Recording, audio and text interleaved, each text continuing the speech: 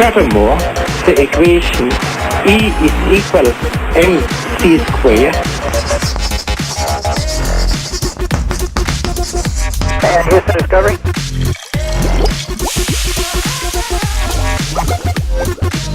I'm gonna make him an offer again.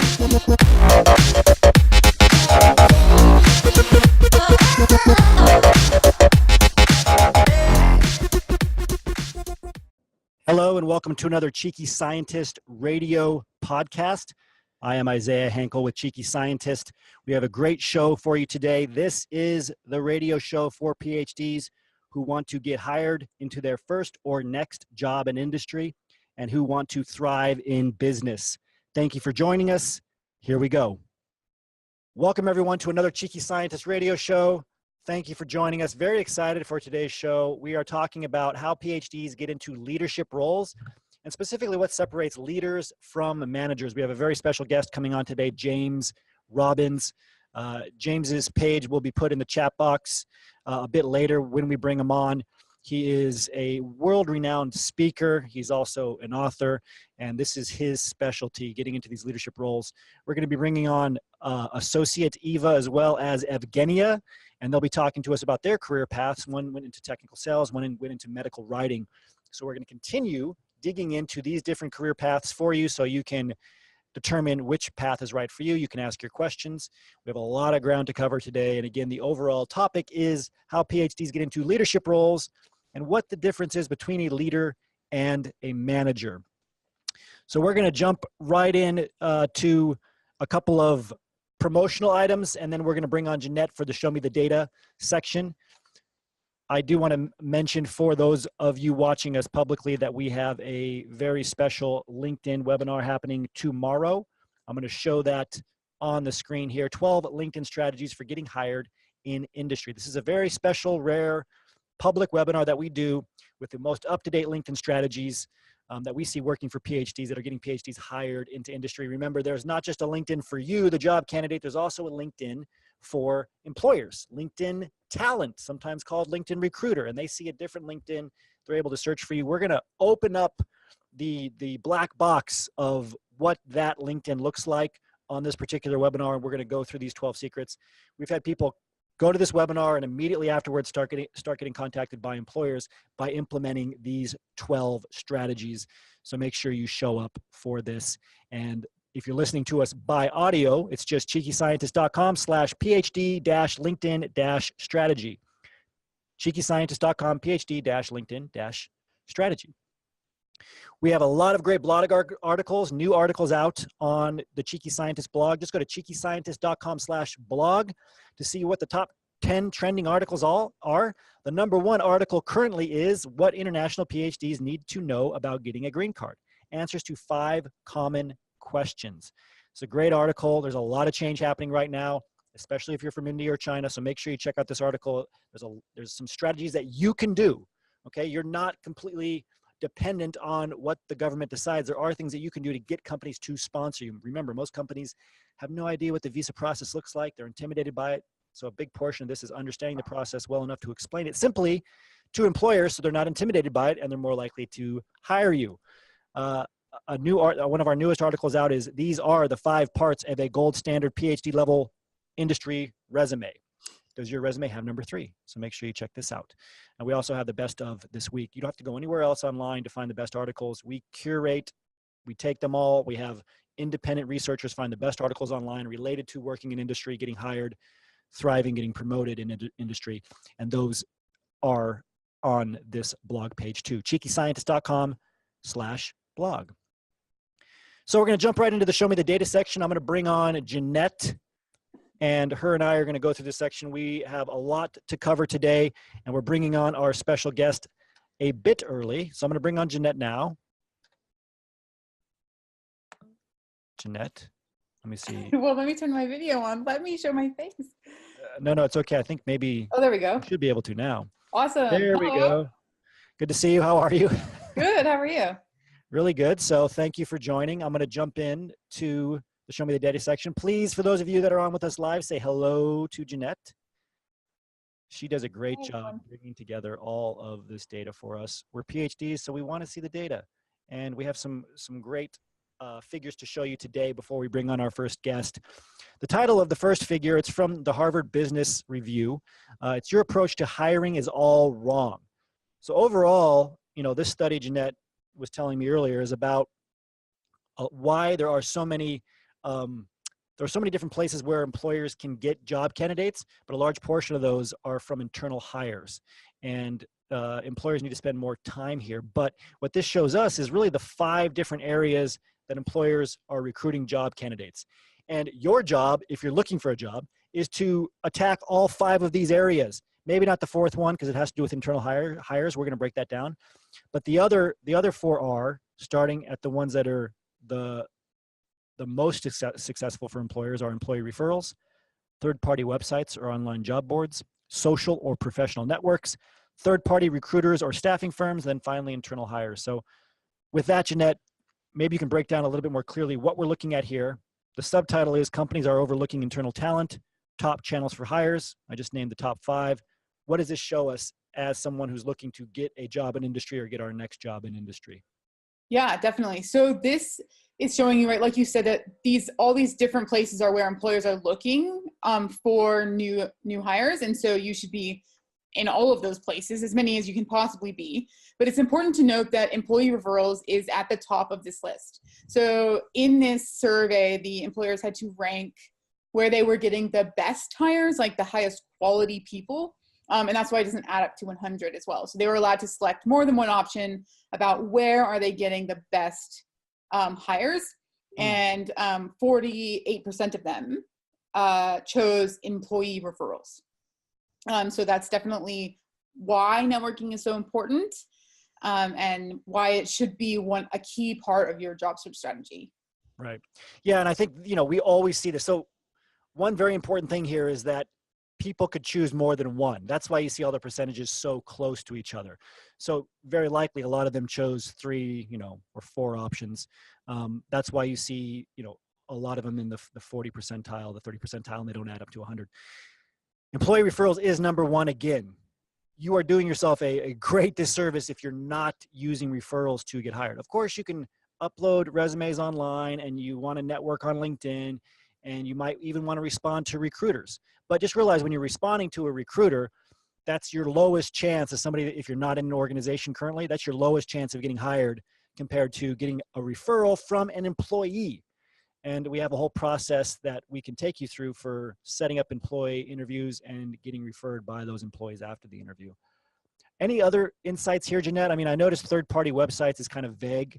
A lot of these websites could be related to actually getting referrals, but really in general just means doing what we do best as PhDs, sitting behind a computer and trying to take care of it ourselves. Great, you definitely want to do that, but I wouldn't limit yourself to that. Any final thoughts here? Yeah, exactly. And the last thing I'd like to add is if you look at the fact that internal hires is actually quite low, it's important to realize that this type of networking and all the stuff you need to do continues after your first job. Right? So that is how you're going to make those next steps in your career, as well as that very first transition. All those second, third, fourth that come afterwards all also rely on networking and referrals and all these other things that we talk about. Yeah, and you've all experienced this. When I was finishing up my academic career, I just kind of thought in my subconscious, I guess, that somebody was going to take care of my career for me. I was just going to go to that next step, and somebody was going to look out for me as long as I did all the right things. They didn't, of course, and they're not doing that for you, which is probably why you're watching this. Same is true when you get a job. Nobody's thinking about you and your career on a day-to-day basis. Even people that's, if they're in HR, whatever, they're thinking about their careers or other candidates, et cetera. And this shows that they have a tendency to forget the great talent that they've just hired. And they should be nurturing that talent into higher level positions in the company, but they're not. It's your job to keep yourself on their radar. They're not going to say, oh, you have managing, promise or leadership promise. We're going to put you into this leadership role. It's your job to push for those leadership roles and to go after them and to stay hungry and to keep yourself visible. And that's a big portion of what we're going to talk about later today with James Robbins. So I want to move forward here. The title of this next figure is LinkedIn Report. These 4 ideas are shaping the future of HR and hiring. It's at business.linkedin.com/talent-solutions/blog. And it's a Trends and Research 2019 article. And what the first figure shows here is more employees want flexibility. So percentage of LinkedIn members who say flexible work arrangements are very important when considering a job. It's gone from 25% in 2013 to 31% in 2017. And so it's a large increase, right? So it says 78% increase in job posts on LinkedIn that mention work flexibility since 2016. Is this a surprise to you, Jeanette? Why do you think more work flexibility is becoming more and more important to job candidates? Yeah, I think this is just sort of a general reflection of the growth of work from home jobs, or even work flexibility where you work from home sometimes. And it has to do with the growth we've seen in things like Zoom, which we're using today, right? To have this conversation with all of you, is that these platforms are becoming really well used by lots of different people. And so it allows for this flexibility where people can choose the type of lifestyle they want.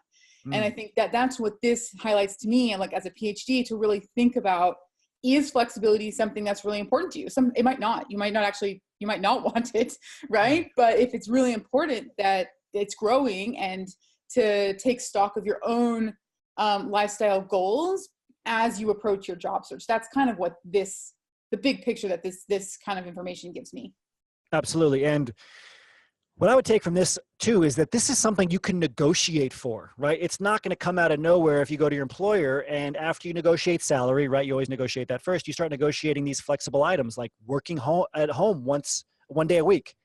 If you work better that way, it gives you a chance to catch up. It can make you more productive. A lot of studies show that it does. You can negotiate that, right? This is just something else, another chip on the table that you have. The study also shows that 92% of employers say soft skills matter as much or more than hard skills, which is why, again, it's a lot more virtual work. If you're working in a lab pipetting, for example, yeah, you might have to be in a lab or wet lab where that's allowed. There's certain regulations there, but you can still do a lot of your data analysis at home. And that takes soft skills to do that. It takes leadership skills to be able to work autonomously. Okay, so this all is coming back to those leadership skills that are important. You want to have a flexible work environment, then employers are going to look to make sure you're the kind of leader who's a self-starter, who can work autonomously, whether that's from home or somewhere else. So I want to keep moving here. We've had a lot of questions come in about government jobs. So we talk about industry jobs. When we say industry, we mean all non-academic jobs. It can be the for-profit sector, the nonprofit sector, government, et cetera. We've had some questions about government lately. It seems to be another black box for a lot of us. And so we pulled up this figure, and Jeanette found this. It's at www.ipma-hr.org. It's a 2019 Employment Outlook report, again, for government positions. And this figure just shows where these jobs are at. So if you're looking for a government job or you're interested in them, where are they at? Are they at the state level, special districts, federal, other, et cetera? No, most of them are local or municipality positions. So look locally, find the cities that you want to work for first, and then see what kind of government jobs are there. Anything else to take away from this, Jeanette? I think you're on mute. Yeah, that next little bar graph so they surveyed all these different people. Yes. And they found that 64% of them said that, yes, we're going to hire new people in this year. And I think sometimes with government, that's a bit of a misconception, is we think that they're not hiring, right? It's like you have to wait for someone to retire in order to get a position. But these places do grow and they are hiring, right? So 64% of them are saying that, yeah, we want new people. So there are opportunities there. Yeah, and so whether you're looking for a leadership position in for-profit, nonprofit, government, everything we're going to talk about today, starting right now when we bring on James, is relevant to you. So thank you, Jeanette, for your time. This concludes the Show Me the Data section. Please say thank you, Jeanette, in the chat box if you would. I'm going to jump to our next screen here, where I'm going to introduce James Robbins. Very, very fortunate to have James on with us, to come on to talk to all of us and to help us understand what the difference is between a leader versus a manager. James is a rare mix of management, of a management consultant, change specialist, adventurer, and motivational speaker. There's a great picture on his website of him climbing up, I don't know, it looks like some very tall mountain, Mount Everest type mountain I'm going to ask him about. But he does a lot of things. He speaks to audiences worldwide, helping them raise their performance to match their potential. He has been helping equip and transform leaders for over 20 years. In 2012, he wrote 9 Minutes on Monday, The Quick and Easy Way to Go from Manager to Leader. You definitely want to check out that book. We're going to put a link to it in the chat box, and we'll include it in the post show notes as well. The book went on to be named the 2012 Business Book of the Year by Canada's by Globe and Mail. James's style of teaching has set him apart as a master communicator, combining stories from his adventures with practical truths that help audiences make simple changes that stick. Audiences are both inspired and equipped during his time on stage. While he loves planning new adventures, his greatest expedition is raising his 3 teenagers. This is James's website here. There's the picture I was talking about. I'm definitely going to ask James about this, but you can go to his website, jamesrobbins.com. This is on his About Us page. And we'll put the link in the chat box again and include it in the post show notes. Very, very lucky to have James on. He's a wealth of experience, and again, he specializes in helping us understand what it really means to be a leader. Hello, James. Great to see you. Thanks for joining us. Hey, thanks, Isaiah. Thanks for having me on the show, and I love your work. Love what you're doing. Certainly meets a need. So yeah, thanks for the invite. You're welcome. And I do appreciate you being on. It's great to talk to somebody with this level of expertise and understanding the difference between a leader and a manager, right? Obviously, a lot of us, we understand what a manager is, and getting into management roles. We have courses, directed to helping people get into that. But being a leader is something different, right? What is the difference, and how do you combine the two? How do you separate the two? Yeah, I mean, there's a lot of talk about those two terms, but in the reality is when people think of management, they think of the day-to-day execution. But leadership's more than that. It's not just about getting things done and reaching goals and stuff. Leadership goes beyond that. There's an inspirational component. There's investment in your people. There's belief in people. There's casting vision, not just yourself, but pulling people along with you for the ride. In other words, it's like management, you've got to be good at getting people to do tasks, but the leadership component is getting people excited to do them with you. And yeah, like I said, it's a challenge for a lot of people because it's easy to get sucked into the day-to-day. Yeah, so it sounds like what you're saying is the management's kind of like the tactical side, like what you might get done in terms of the little day-to-day activities, but the leadership's more strategic, painting that vision, being strategic, keeping people motivated to actually execute those tasks, right? Yeah, absolutely. Yeah. And so, okay, so that's what a leader is. How do you become a good leader? Especially for the people that are watching this, we tend to kind of live in the weeds as PhDs. We drill down to the details. We're really good at the kind of the micro, but maybe not so much the macro, the vision, being strategic. How can we train ourselves to zoom out and be a better leader for both ourselves, our own careers, and for those that we're working with? Yeah, that's a great question. And you hit the nail on the head in terms of the number one problem, to be honest, that is hurting engagement. And so that's my field, right? Like I go into companies and I help their managers take a shift into being more inspirational leaders and engage their staff. And again, the problem is it's not that people don't want to be great leaders. It's just that they're so busy, like they're overwhelmed with how much they've got to get done because they're working managers. Like they have their job to do, but then they also have to lead these people. And we still are in the culture of somebody who does great gets promoted and now they've got to lead staff. But an incredible shift has to take place once you start leading people because it's no longer about tasks anymore. Now it's about moving people. And if you can't learn how to move people, you're not going to be successful as a leader and you just won't make it. So that's the challenge for a lot of managers today. Yeah, and I would really pay attention to what James is saying here for all of you, because as a PhD, you are wired to think you're only successful if you're doing a task by yourself. But that makes you a technician, and that's going to really stunt your career.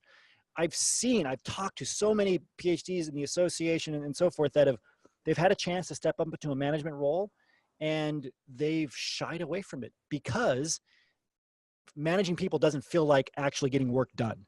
I don't know. Have you ever experienced that, or is that a common problem that you hear? Is like people, they don't make that break, like you just said. They don't turn that corner. They stay more tactical. They micromanage.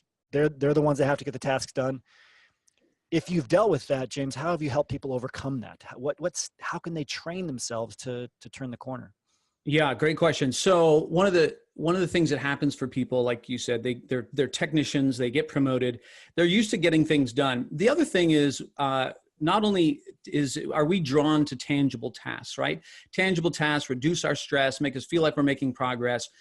But as soon as you become a manager over people, you have to realize that success is no longer about you getting tasks done. Your success actually hinges on the ability of your people to get tasks done. And so think about it this way, your people actually become your new scoreboard. Like before, it was your technical skills, it's your proficiency, it's your ability to execute, get things done. That's your scoreboard. Once you start to manage people, that's not your scoreboard anymore. Your scoreboard becomes how well do the people that I manage get their jobs done? And that's really tough for people.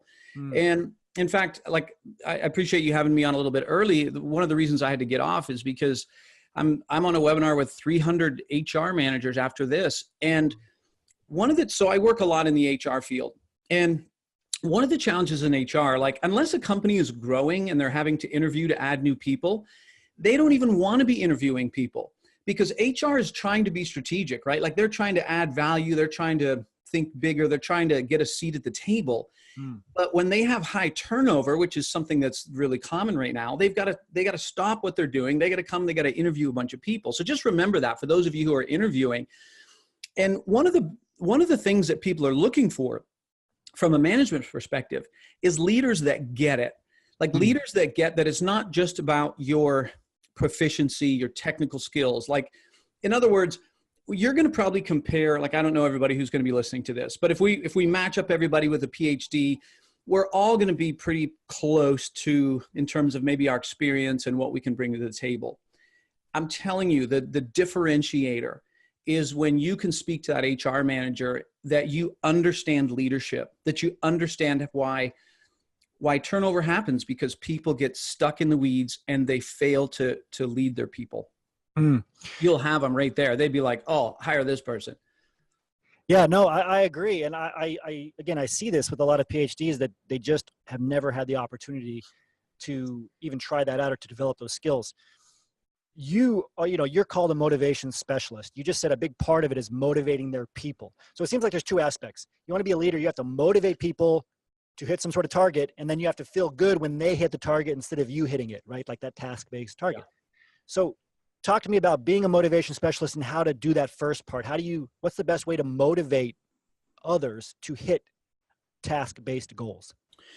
Yeah, so it all starts with having a good foundation, and that comes, we hear about trust and leadership, but honestly, even deeper than trust, it comes from caring about your people. And this is the main point I make to every audience I speak at, is that it's moving your leadership from transactional to relational. So we understand transactional, right? We go to the grocery store, we give them money, they give us food, it's a transaction, we're fine. But when it comes to dealing with human beings, we're all hardwired for this thing called reciprocity. So that's why, Isaiah, if we go out for lunch and I decide, hey, I'm going to buy you lunch, you're going to feel like, okay, well, only if I can get it next time. It's just wired into us. So the same thing happens in a workplace when you can make sure that you're caring about your staff. Like when they really feel like, hey, my boss is invested in me. They know my spouse's name. They know the name of my kids. From time to time, they ask me about it. Just even those little things right there, it changes the dynamic of the relationship and it sets up reciprocity, increases trust. Then people want to work for you because they don't want to let you down and they don't want to see you fail. And so that's an important part of it right there. The second piece to this is helping people shift their thinking about their job. If we really want to talk about motivation. And I use the example sometimes of, imagine that you've got two guys that have to mow their lawn and on the same street, right? And one guy doesn't want to mow his lawn because he just doesn't want to mow his lawn, but the HOA sends him this angry letter like, hey, we're going to fine you if you don't mow his lawn. Well, in the end, he mows his lawn like he's motivated, but it's an external motivator. Meanwhile, the guy living beside him, he loves to mow his lawn. He loves the way it looks. He loves this feeling of being a good neighbor. He loves the smell of fresh cut grass. In other words, so he mows his lawn. So you take a look at this. Both guys get their lawn cut. In other words, the job gets done. It gets executed. But who does a better job mowing their lawn? Well, the second guy, right? And who blows grass all over the street and doesn't care? Well, it's the first guy. So think about it. Both were motivated. Both got the job done, but not with the same amount of proficiency. What's the difference? The difference comes down to one thing: how they think about the task. And because one guy had to and one guy gets to. And when a leader can go in and help his or her people shift how they think about what it is they're doing, link it to something bigger, link it to a goal, a mission, how it's impacting people, how it's impacting you, something changes inside us as humans, and we shift from an external motivator to an intrinsic one, and then everything changes after that. Does that make sense? Yeah, it really does. And I need to go home and mow my lawn. But the last question I have is, because you're starting to expand out and talk about more of a culture and a leadership culture. And we have a lot of people who are looking to get into a new career path, work at a new company. How can we as job candidates evaluate the leadership culture of a company before it's too late, right? And we get into the wrong leadership culture. Obviously, I'm sure you've seen a lot of different types of leadership cultures.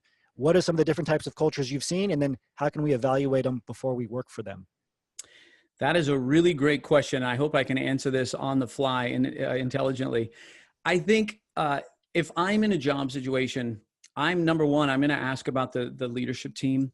And I'm going to ask a little bit about the culture there in terms of, how open are they to feedback? Do they work in a collaborative environment?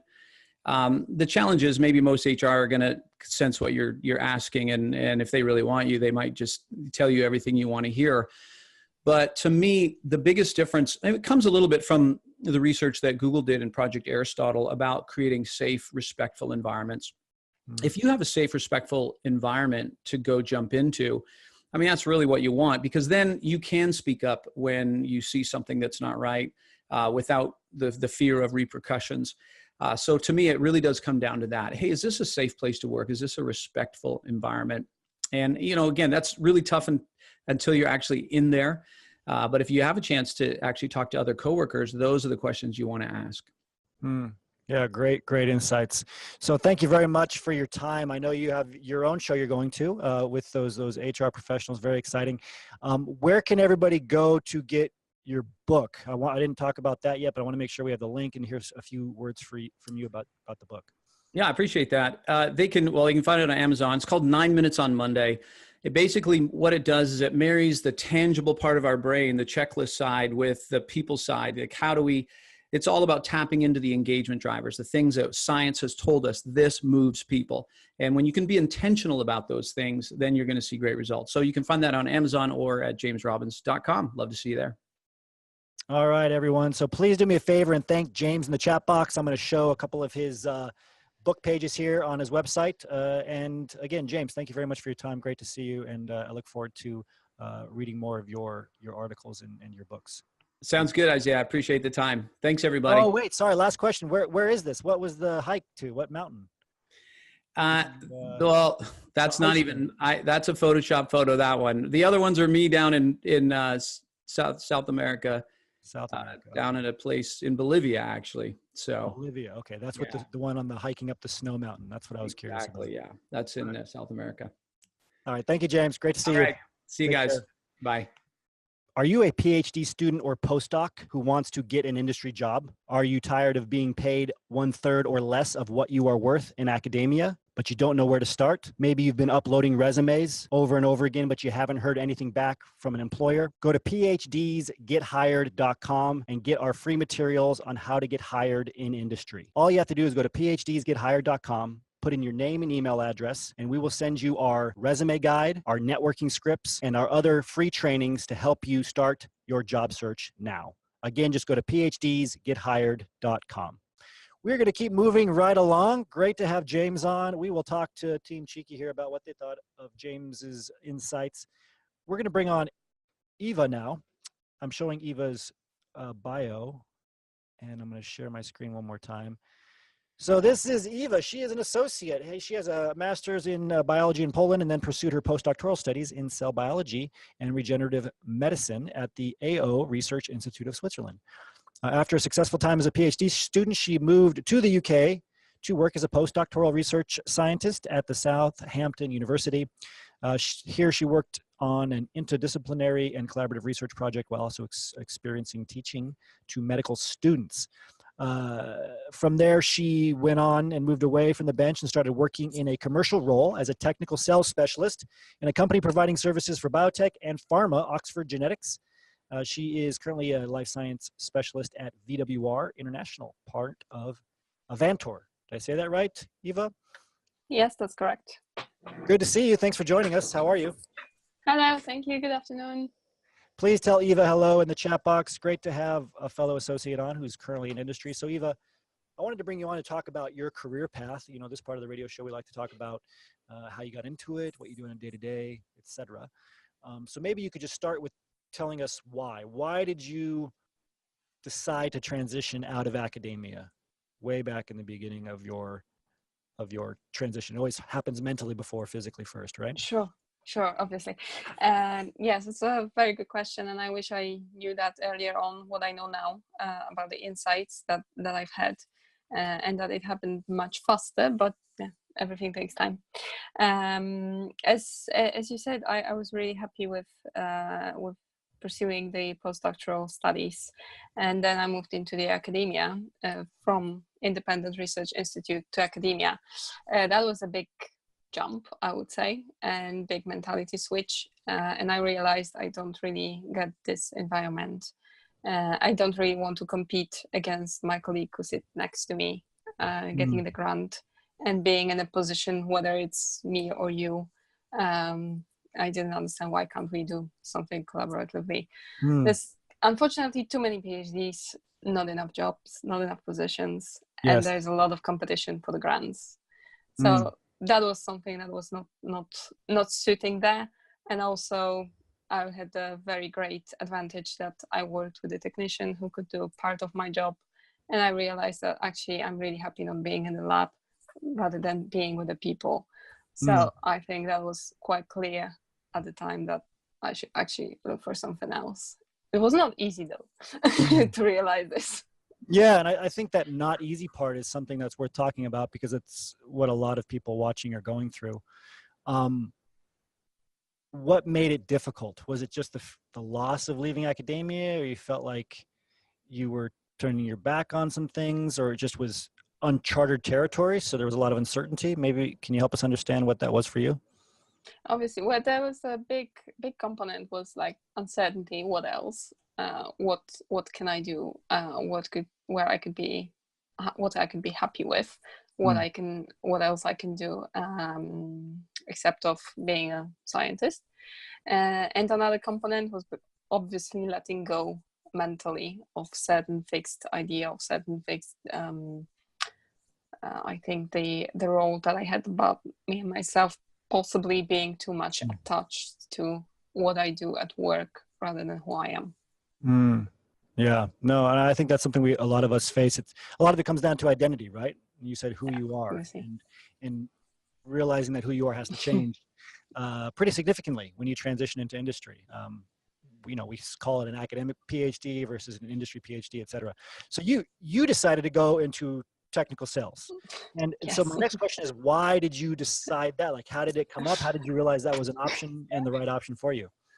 Well, to be honest with you, I didn't choose it myself initially.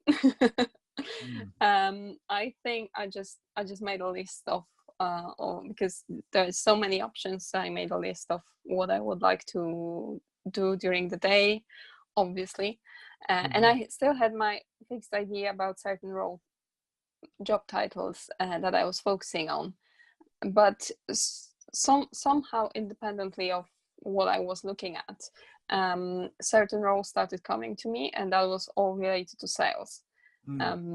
And some opportunities. And I have to say that at the beginning I said like no to this. No, sales? No, I'm not really. I don't see myself in sales. No. But after a while I was like, well, yeah, we need to do something in life. So let's try it on. Let's see how it goes. And actually the second commercial interview that I had was really successful.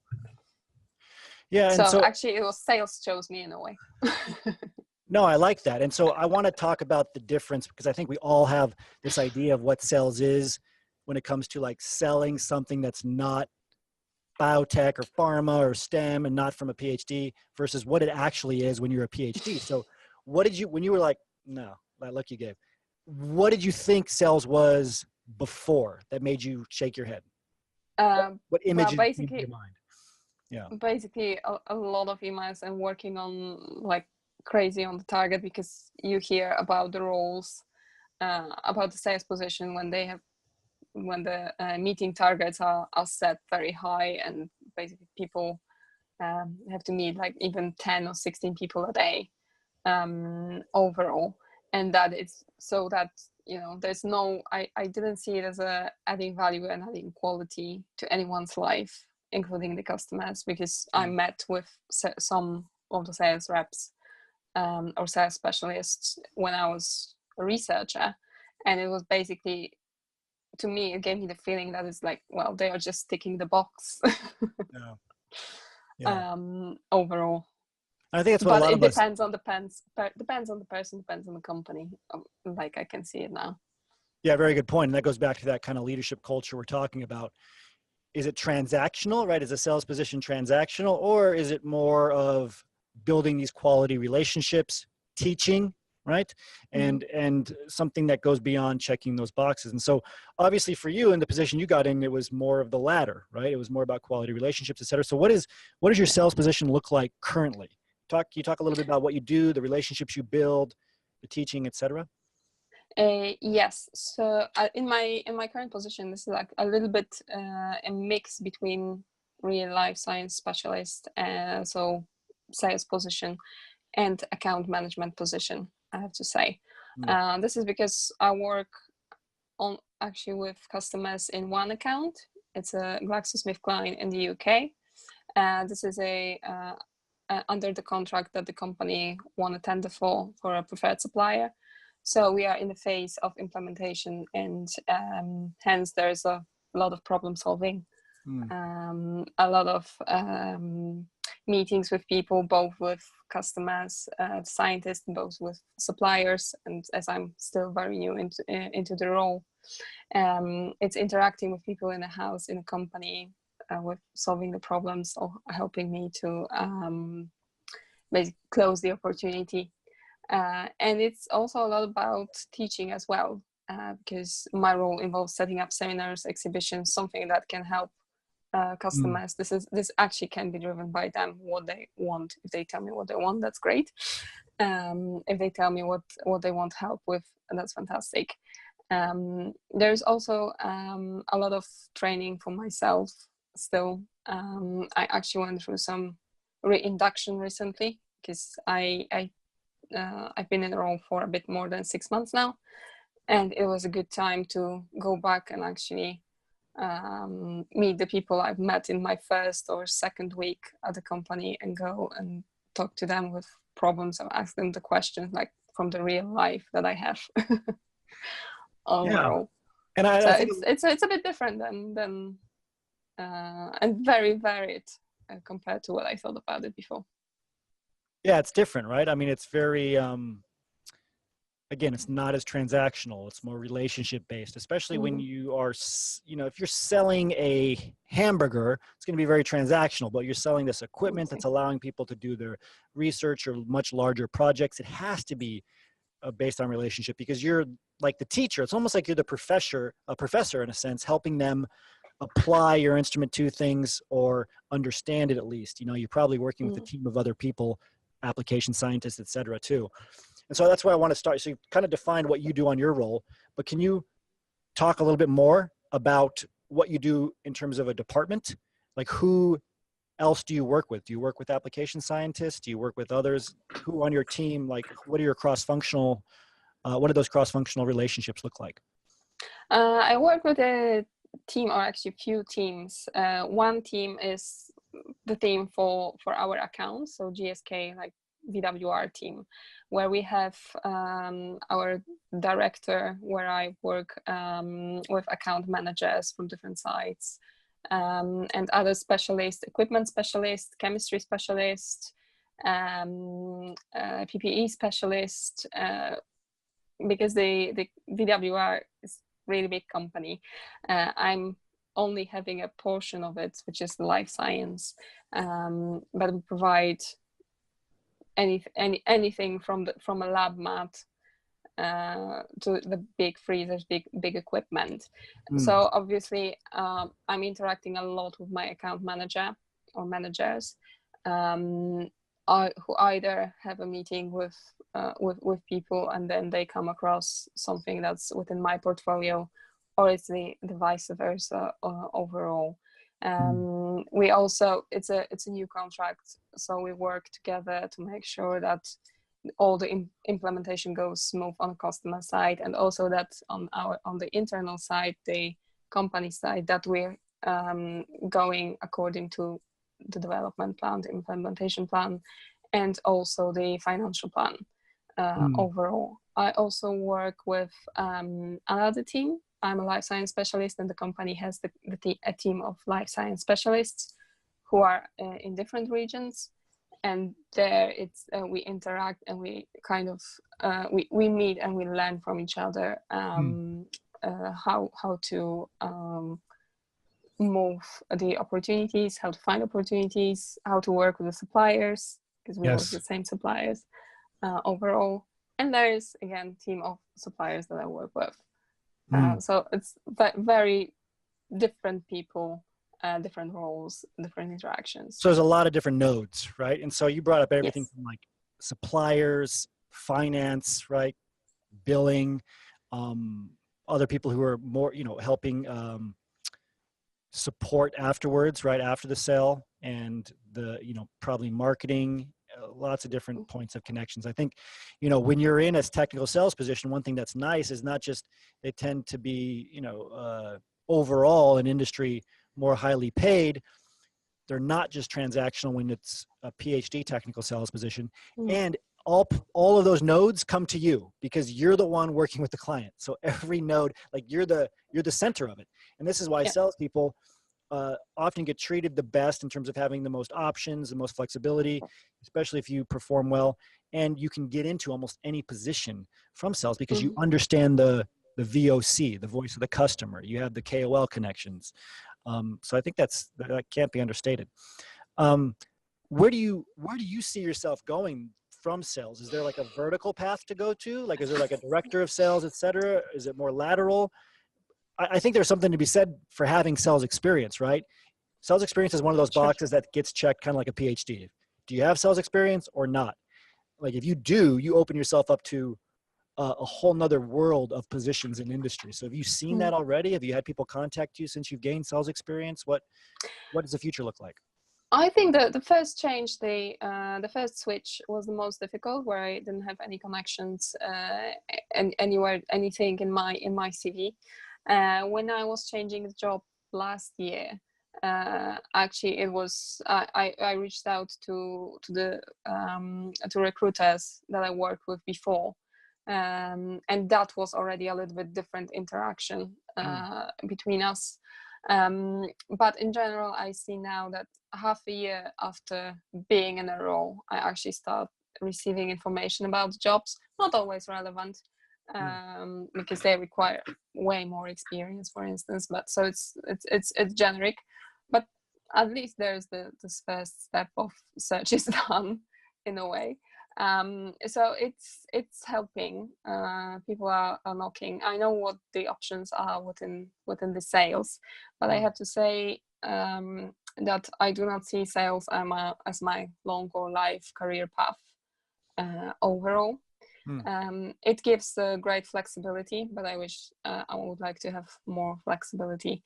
So it's a big learning experience, and learning about a lot about the transferable, getting a lot transferable skills overall. But I see myself as my own boss in the future.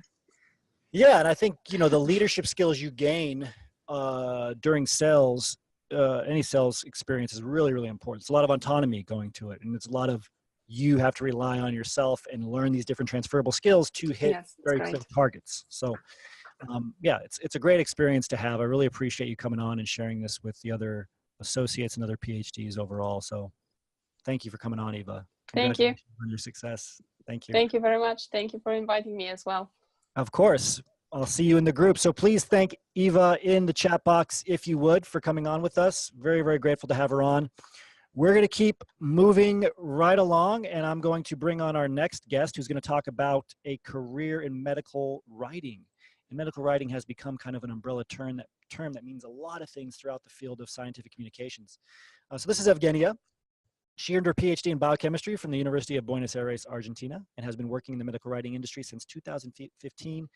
She's done freelance. She's worked with companies, editor, communications consultant, lots of different experiences overall. She is an active member of the EMWA and co-editor of the Medical Writing Journal. This is her LinkedIn page. She is also an associate, so you can connect with her there. I'm going to see if we can get Evguenia on now. I do see her. Let me see if that button will help you start the video, Evguenia. Hello, how are you? Hi, Isaiah. How are you? I'm doing well. Let's see if I can hide the non-video people. If you can see and hear Evguenia, can you say hello, Evguenia, in the chat box, please? Very excited to have Evguenia on. Evguenia, we're going to jump right in. Why, you're very, very active in the medical writing industry.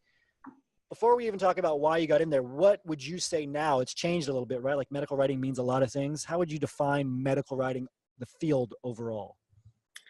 Well, I think you already said it perfectly. It's like a huge umbrella term, and there's like so many things that fall under medical writing. So like, of course, like there's like the strict medical writing, which already like has so many different directions. So like you can write, you can work in medcoms, writing more like academic style text. Then you can do like regulatory writing. You can do medical journalism. And then you can also work as an editor. You can work as a medical or scientific translator. You can become a project manager. Like you can even work like as a science illustrator or like a science graphic designer or like so many things. Like you can leverage your, not only like your transferable skills from academia, but also like your personal skills and interests. Yes. So it's amazing. Yeah, thank you for clarifying that. I think it's important for all of you to know there's just so many options. It is a giant field. So why did you get into it? We're going to talk a little bit about the type of people that should get into it, but why did you specifically, why were you drawn to medical writing? Well, like my first job was as an editor. Then I started doing more writing with time. But after academia, what I noticed is that I enjoy so much doing like the editing part. I used to do it a lot with my colleagues, like just reviewing like their papers, their PowerPoint presentations, posters. Like I was always, I had a very strong eye for detail. So like I was always like nitpicking, okay, so there's like 2 spaces here, like there is a comma missing here. And I also like when I was writing my thesis, it was clear to me that I enjoyed more like the pure writing part and not so much like writing about my own results. Like I didn't see myself as a like typical like academic researcher, but I did like the little bit of like creativity and like the literature research of my PhD. So after that, it took me some time. It was not straightforward out of academia. But yeah, I realized that was exactly what I wanted to do. Yeah, and I think for those of you who have that eye for detail, you like digging in, you are self-motivated, right? A big part of the leadership skills we've been talking about today is being able to work autonomously and being driven on your own to get things done and to hit goals and tasks and milestones. It's a great career path for you. So on that note of having to have that self-motivation, right?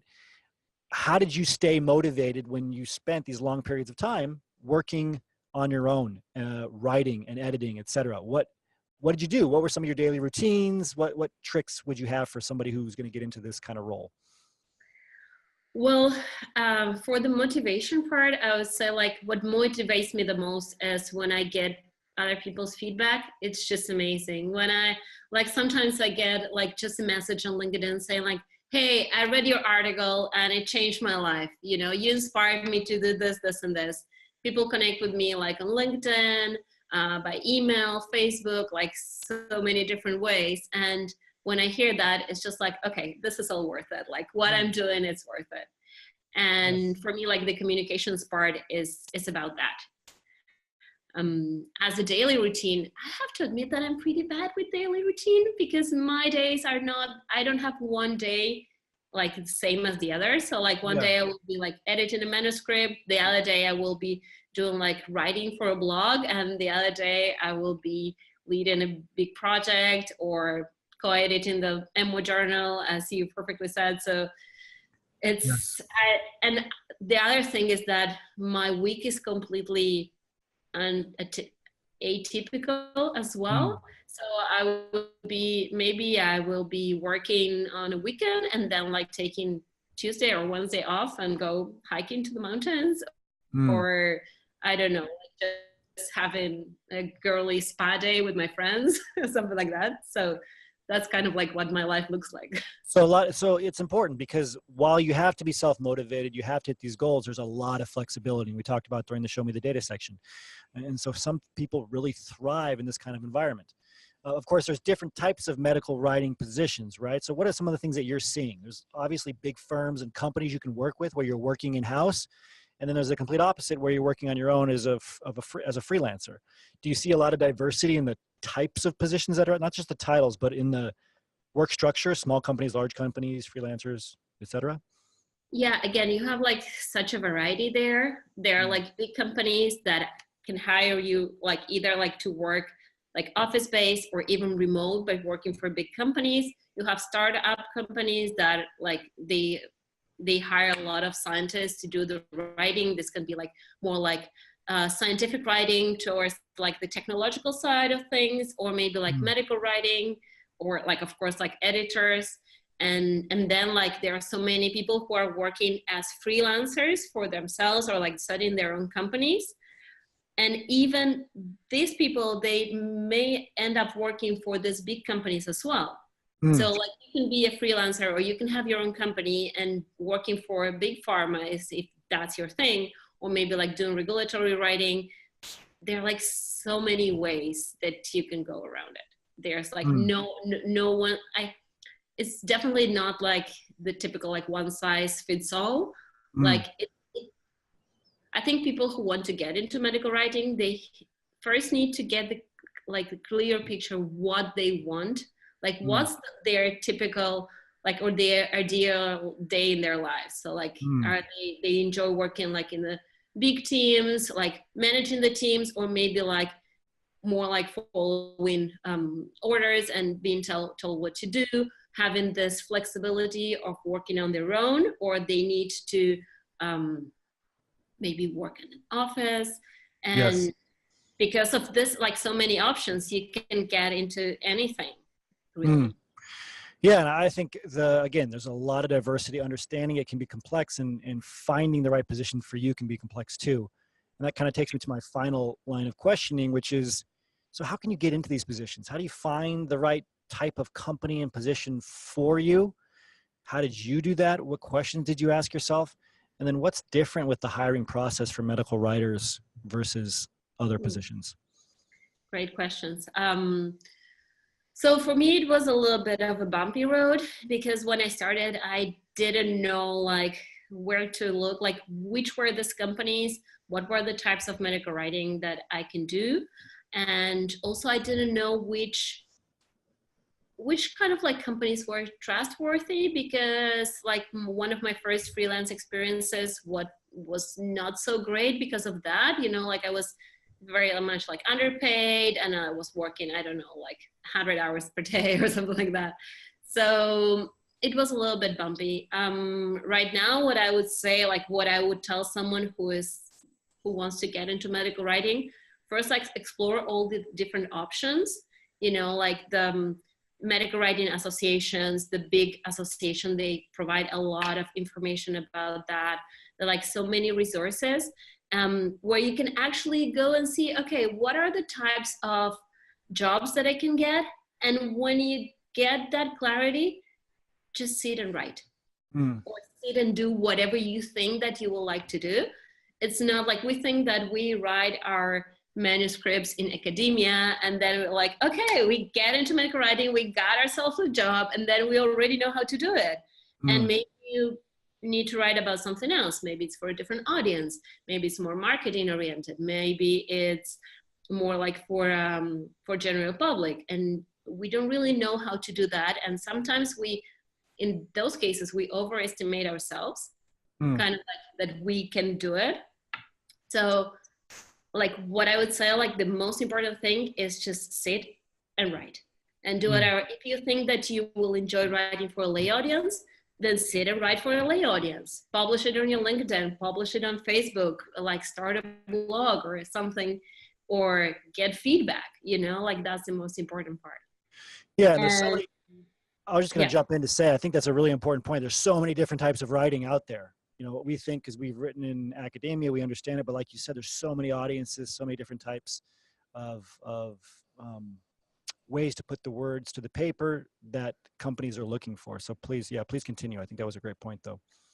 Yeah, I was getting to your last point about like how to get a job and like what's different in like with the interviews. And I would say like, of course, there are like the nuances that we learn as chickies, like how to, network and add value and connect and all these things, which are extremely valuable. But then you get to the point where you have to pass a writing test. And that will not happen it's not like mandatory. Maybe like some positions will not require it, but most of the companies that hire medical writers, they will ask you to take either like writing test or writing and editing tests, depending on your role. And that's where usually people freak out. And they're kind of like, oh, I've never done this thing before. I've never seen, like, I don't know how to create like a regulatory document. I don't know what a CTD is. I don't know how to write like marketing material, and that's, again, we come back to the same point, say it and write. Like you need to get practice, like in order to kind of like reduce that anxiety of like the tests that we have, like since probably like we were like child, like first years of school. You need to just do it. I sound like No, I completely agree. And I think that is one big aspect that's different is these medical writing tests. And it really shapes the entire interviewing process for these medical writing positions, all different kinds. Thank you, Evguenia. Thank you. I will show this one last time. We have a very special webinar tomorrow, brand new slides, brand new teaching points. LinkedIn has some updates that you don't know about that makes your job a lot easier. They have machine learning now, and we're going to talk about that tomorrow. We're going to show you what LinkedIn talent, the other LinkedIn for employers looks like. I've been prepping some very special things, so you can get on. You can sign up for this webinar tomorrow, 12 LinkedIn strategies for getting hired in industry, one of our rare public webinars. This takes us to the end of another Cheeky Scientist radio show podcast. Thank you for joining us. If you want to learn more about transitioning into your first or next job in industry, just go to phdsgethired.com. Go to phdsgethired.com. We will send you all of our free training materials that will help you start your job search now or help you take it to the next level in business. As always, remember your value as a PhD and start thinking and acting like a successful industry professional. Boom, boom, bass.